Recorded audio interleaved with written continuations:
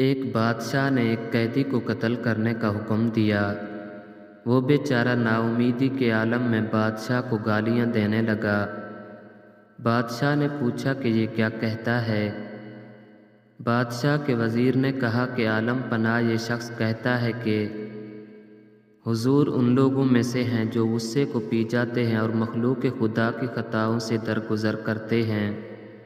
بادشاہ کو یہ سن کر رحم آ گیا اور اس نے قیدی کی جان بخش دی۔ ایک دوسرے وزیر نے کہا کہ ہمارے لیے مناسب نہیں ہے کہ بارگاہ سلطانی میں سچ نہ بولیں اور جھوٹ بولیں۔ حقیقت یہ ہے کہ اس شخص نے بادشاہ کو برا بھلا کہا اور گالیاں دی۔ بادشاہ اس کی بات سن کر غصے میں آ گیا اور کہا، پہلے وزیر نے جو کچھ کہا اس نے بھلائی کے لیے کہا، جذبہ تھا، اور جو کچھ تو نے کہا اس کی بنیاد غلط اور بدی پر ہے۔ داناؤں نے کہا کہ مصلحت آمیز جھوٹ ایسے سچ سے بہتر ہے جو فتنہ پیدا کرے۔